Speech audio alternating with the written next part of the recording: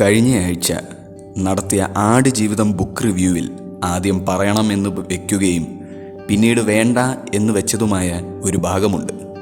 മരുഭൂമിയിലെ ദിവസങ്ങൾ നീണ്ട പരക്കം പാച്ചിലിനൊടുവിൽ ഹൈവേയിൽ എത്തിച്ചേരുന്ന നജീബ് ആ വഴി വരുന്ന വാഹനങ്ങൾക്ക് ഒന്നൊഴിയാതെ കൈ കാണിക്കുകയാണ്. കറുത്ത് കവിളല്ലൊട്ടി പ്രാകൃത രൂപത്തിൽ യാചക വേഷത്തിൽ നിൽക്കുന്ന നജീബിനരികിൽ ആക്രിസാധനങ്ങൾ കയറ്റിയ വാഹനങ്ങൾ പോലും നിർത്താതെ പോകുമ്പോൾ ധനാഢ്യനായ ഒരു മനുഷ്യൻ തൻ്റെ മുന്തിയ കാർ നിർത്തുകയും നജീബിനെ കയറ്റുകയും ചെയ്യുന്നു. ഒടുവിൽ അയാൾ നജീബിനെ ഇറക്കിവിടുന്നത് സുരക്ഷിത സ്ഥാനത്ത് എത്തി എന്ന് അയാൾക്ക് തോന്നുമ്പോൾ മാത്രമാണ്.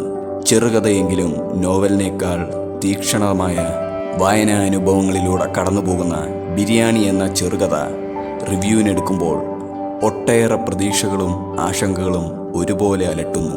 ഈ കഥ വായിച്ചപ്പോൾ കലന്തൻ ഹാജിയുടെ ബാല്യ കൗമാര യൗവനങ്ങളിലൂടെ മാത്രമല്ല, ഗോപാൽ യാദവിൻ്റെ പരിഷ്കാരം ഇനിയും എന്തെന്ന് അറിയാത്ത ഗ്രാമത്തിലേക്കും ഞാൻ പോയി. കലന്തൻ ഹാജിയുടെ കൊച്ചുമകൻ്റെ വിവാഹ സൽക്കാരം മാത്രമല്ല, ഗോപാൽ യാദവിൻ്റെ വിവാഹത്തിലും ഞാൻ പങ്കെടുത്തു. ബിഷപ്പാണ് ഏറ്റവും വലിയ സത്യം എന്ന് വിളിച്ചു പറയുന്ന കഥ. മതവും സംസ്കാരവും വിദ്യാഭ്യാസവുമൊക്കെ ഇതിലും എത്രയോ താഴെയാണ്. അള്ളാഹു ധനവാന്റെ രൂപത്തിലും പ്രത്യക്ഷപ്പെടും എന്ന നജീബിൻ്റെ ആത്മകഥത്തിൽ വായനക്കാരനും തെല്ല് പതറിപ്പോകുന്നുണ്ട്.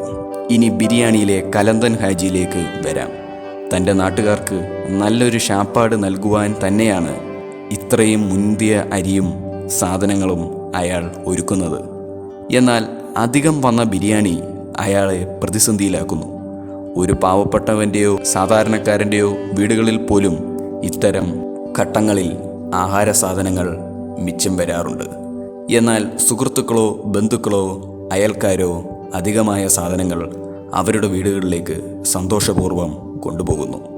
എന്നാൽ ഒരു ധനാഢ്യൻ്റെ വീട്ടിൽ ഇതിനുള്ള സാധ്യത കുറവാണ്. തെല്ല് അപകർഷതാബോധത്തോടെ സദ്യക്കെത്തുന്നവർ അവൻ്റെ വീട്ടിൽ ബാക്കിയായ സാധനങ്ങൾ കൊണ്ടുപോയാൽ അത് തൻ്റെ മാന്യതയെ ബാധിക്കുമോ എന്ന് ഭയപ്പെടുന്നു.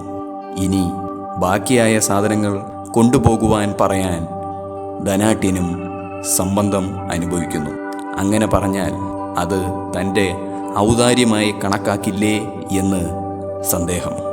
വിശപ്പിൻ്റെ മാത്രമല്ല, സാഹചര്യങ്ങളുടെ തടവറയിൽ പെട്ടുപോകുന്ന നിശബ്ദരായ മനുഷ്യരുടെ അവസ്ഥയാണ് ബിരിയാണിയുടെ വായനയിൽ എനിക്കനുഭവപ്പെട്ടത്.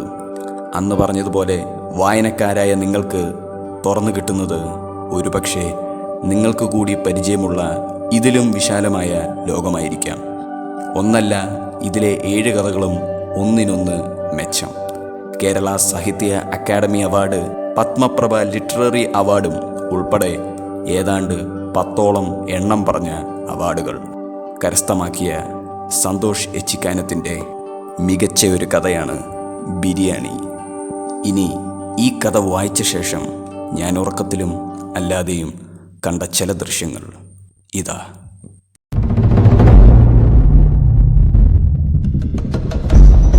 ചേർക്കളയെന്ന് ബസ്സിൽ കതിരേശനൊപ്പം ഗോപാൽ യാദവും കയറി. കൂടെ 2-3 ബംഗാളി പയ്യന്മാരുമുണ്ട്. എങ്ങനെ പോയാലും പൊയ്നാച്ചിയിലെത്താൻ 10-20 മിനിറ്റ് എടുക്കും എന്ന് കതിരേശൻ പറഞ്ഞതും ഗോപാൽ യാദവ് ഇയർഫോൺ എടുത്ത് ചെവിയിൽ തിരുകി. ബസ്സിലെ ജനലിലൂടെ പുറത്തേക്ക് നോക്കിയാൽ മനോഹരമായ കാഴ്ചകൾ. പുറത്തെ ഇളം കാറ്റും ചെവിയിലെ പാട്ടും ഗോപാൽ യാദവിനെ മെല്ലെ തൻ്റെ ഓർമ്മകളിലേക്ക് ഒഴുക്കി. തൻ്റെ ഓർമ്മകളിൽ ഭാര്യ മതങ്കിയെയും കുഞ്ഞിനെയും കണ്ടപ്പോൾ ഗോപാൽ യാദവിൻ്റെ കണ്ണ് നിറഞ്ഞു. അവരോടൊപ്പമുള്ള നല്ല നാളുകൾ ഓർത്ത് ഗോപാൽ യാദവ് മെല്ലെ മയങ്ങിയതും ചില ദുഷിപ്പിക്കുന്ന ഓർമ്മകളും അയാളെ വേട്ടയാടി.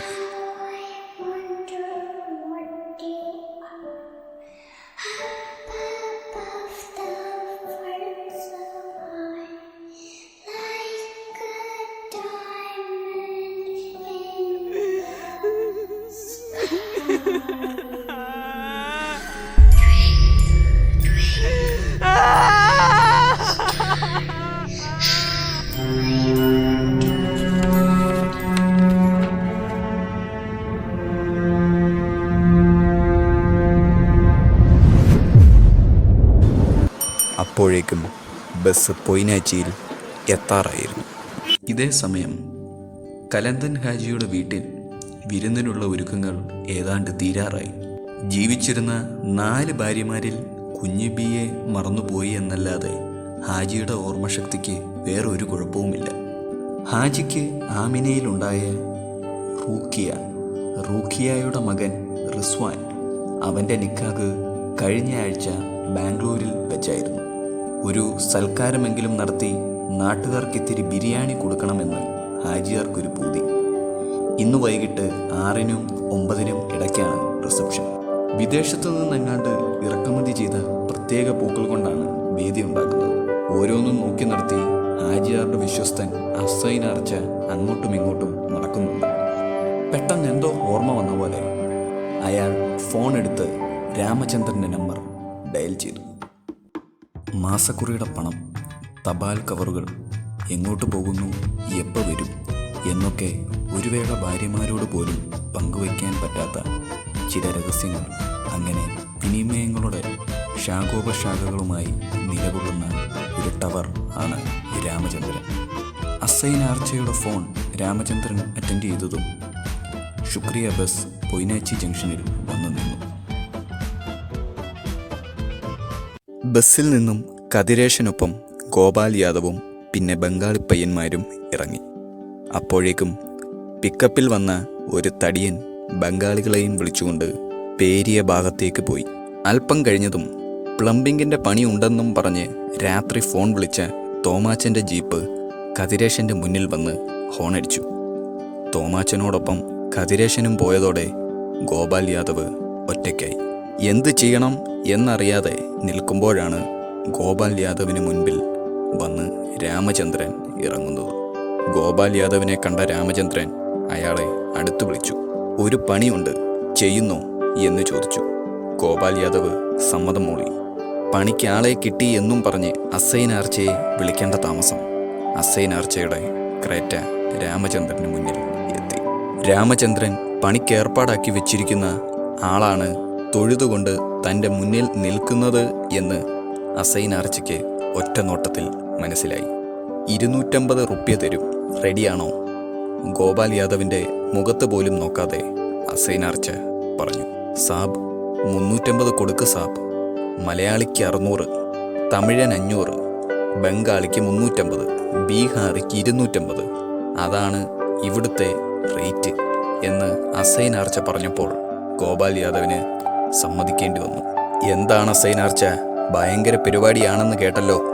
ബിരിയാണി ഉണ്ടാക്കാൻ ഹൈദരാബാദിൽ നാളെ കൊണ്ടുവന്നിട്ടുണ്ട് എന്നാണല്ലോ കേട്ടത്?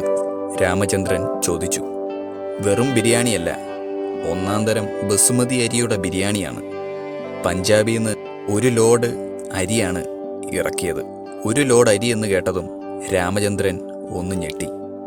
അല്പം ധൃതിയുണ്ട് എന്നും പറഞ്ഞ് അസൈനാർച്ച ഗോപാൽ യാദവിനെയും കൂട്ടി മടങ്ങി. പള്ളിക്കരികിലേക്കുള്ള റോഡിൽ കയറിയതും അസൈനാർച്ച ഗോപാൽ യാദവിനോട് ഒന്നിനു പിറകെ ഒന്ന് എന്നോണം ചോദ്യങ്ങൾ ചോദിച്ചു തുടങ്ങി. തൻ്റെ നാടായ ബീഹാറിലെ ലാൽ മാത്യ എന്ന സ്ഥലത്തെക്കുറിച്ചും തൻ്റെ തൊഴിലിനെക്കുറിച്ചും ഗോപാൽ യാദവ് പറയാൻ തുടങ്ങി. ലാൽ മാത്യയിലെ രാജ്മഹൽ കോൾ മൈനിങ്ങിൽ ഖനനം നിർത്തി കമ്പനി വിട്ട സ്ഥലങ്ങളിൽ 2-ാം തരം കൽക്കരി കുറേ ഉണ്ടാവും. നിയമതടസ്സങ്ങൾ ഉണ്ടെങ്കിലും നാട്ടുകാർ അത് വാരും. അധികവും പെണ്ണുങ്ങളാണ്. അവിടെ വെച്ചാണ് ഗോപാൽ യാദവ് മതങ്കിയെ കണ്ടുമുട്ടുന്നത്. ലാൽമാത്യയിൽ നിന്നും ഏതാണ്ട് 250 കിലോമീറ്റർ കൽക്കരി സൈക്കിളിൽ വെച്ച് തള്ളിക്കൊണ്ടു പോകണം. ദിവസക്കൂലി 10 രൂപയും. 10 രൂപ എന്ന് കേട്ടതും അസൈനാർച്ച ഞെട്ടിത്തിരിഞ്ഞ് ഗോപാൽ യാദവിനെ നോക്കി. വണ്ടി അപ്പോഴേക്കും കലന്തൻ ഹാജിയുടെ വീടിന് മുൻപിൽ എത്തിയിരുന്നു. കാറ്റിൽ ബസുമതി അരിയുടെ സുഗന്ധം പരന്നപ്പോൾ ഗോപാൽ യാദവിൽ ഓർമ്മകളുടെ തിരയിളക്കം. ലാൽ മാത്തിയിൽ ഷുക്കൂർ മിയയുടെ കടയിൽ വെച്ചാണ് ഗോപാൽ യാദവിനെ മതങ്കി ആദ്യമായി ഈ അരി കാണിച്ചു കൊടുക്കുന്നത്. അവൾക്കന്ന് 6-ാം മാസമായിരുന്നു. തങ്ങളെപ്പോലുള്ളവർക്ക് അത് വില കൊടുത്തു വാങ്ങി ഉണ്ണാൻ പറ്റില്ല എന്നവൾക്കറിയാമായിരുന്നെങ്കിലും 50 ഗ്രാം തൂക്കിത്തരാൻ ഷുക്കൂർ മിയയോട് പറഞ്ഞു. തിരിച്ച് വീട്ടിലേക്ക് നടക്കും വഴി അവളത് വായിലിട്ട് ചവച്ചുകൊണ്ടിരുന്നു. പഴയ ഓർമ്മകളിൽ മുഴുകി നിന്നപ്പോഴാണ് പിന്നിൽ നിന്നും ആരുടെയോ വിളി കേട്ട് ഗോപാൽ യാദവ് തിരിഞ്ഞത്.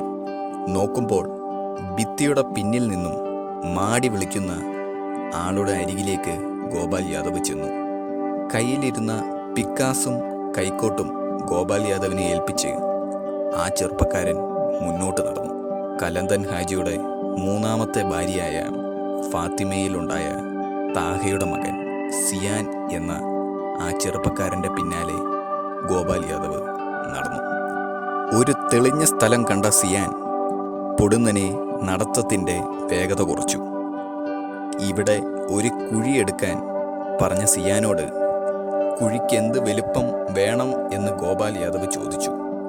നിന്റെ ഒപ്പം നീളവും നീ കൈവിരിച്ച് പിടിച്ചാൽ കിട്ടുന്ന വീതിയുമുള്ള ഒരു കുഴിയെടുത്തോളാൻ പറഞ്ഞതോടെ ഗോപാൽ യാദവ് പണി തുടങ്ങി. ജോലിക്കിടയിലും സിയാൻ ചില ചോദ്യങ്ങൾ ഗോപാൽ യാദവിനോട് ചോദിച്ചുകൊണ്ടേയിരുന്നു. കുഴിയെടുത്ത് കഴിഞ്ഞപ്പോഴേക്കും ഗോപാൽ യാദവ് അവശനായി കഴിഞ്ഞിരുന്നു. സിയാന്റെ കൈകളിൽ പിടിച്ച് മുകളിൽ കയറിയ ഗോപാൽ യാദവ് 2-3 പേർ ഒരു വലിയ വീപ്പയുമായി വരുന്നത് കണ്ടു. ആ വീപ്പയിൽ നിന്ന് ബിരിയാണി ഒരു കുന്നുപോലെ കുഴിയിലേക്ക് ഇടിഞ്ഞു വീഴുന്നത് ഗോപാൽ യാദവ് ഒരു നെഞ്ചിടിപ്പോടെ കണ്ടുനിന്നു. കുഴി നിറഞ്ഞതും സിയാൻ ഗോപാൽ യാദവിനോട് ചവിട്ടി നിരപ്പാക്കാൻ പറഞ്ഞു. അയാൾ അനങ്ങാതെ നിന്നു. പിന്നെയും സിയാൻ പറഞ്ഞു, നിരപ്പാക്കുബായി, പോയിട്ട് വേറെ പണിയുണ്ട്. ഗോപാൽ യാദവ് കാലുയർത്തി ചവിട്ടി. ബസുമതിയുടെ നെഞ്ചത്ത് തന്നെ ചവിട്ടി. ആദ്യം ഒരു കരച്ചിൽ കേട്ടു, പിന്നെ അതൊരു ഞെരുക്കമായി. ഒടുവിൽ അതുമില്ലാതായി. കുഴി മൂടിക്കോളാൻ സിയാൻ പറഞ്ഞതും കേട്ട് ഒരു കൈക്കോട്ട മണ്ണ് കോരി ഇട്ടതും സിയാൻ ചോദിച്ചു, ബായിക്ക് എത്രയാ മക്കള്? ഒരു മോള്. എന്താ പേര്? ബസ്മതി. നിക്കാഹ് കഴിഞ്ഞ? ഇല്ല. അത് കേട്ടതും സിയാൻ പ്രതീക്ഷയോടെ ഗോപാൽ യാദവിനെ നോക്കി. പഠിക്കുകയാണോ? അല്ല. പിന്നെ? മരിച്ചു. വലിയൊരു ആഹ്ലാദമൊന്നും ഉണ്ടാക്കിയില്ലെങ്കിലും അങ്ങനെയൊരു തരം വാർത്ത സിയാനെ ലേശം തളർത്തി. എങ്ങനെ? അവൻ ചോദിച്ചു. വിശന്നിട്ട്. ഗോപാൽ യാദവ് ഒരു കൈക്കോട്ട് മണ്ണുകൂടി ബസ്മതിക്കുമേൽ കുത്തിയിട്ടു.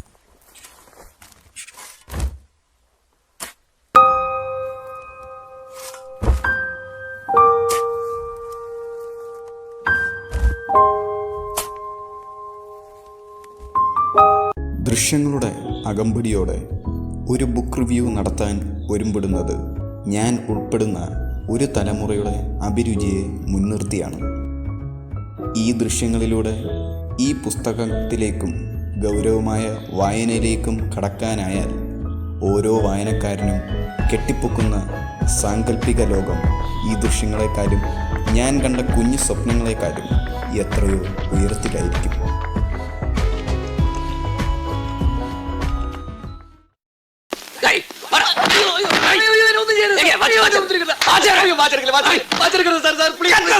പൈസ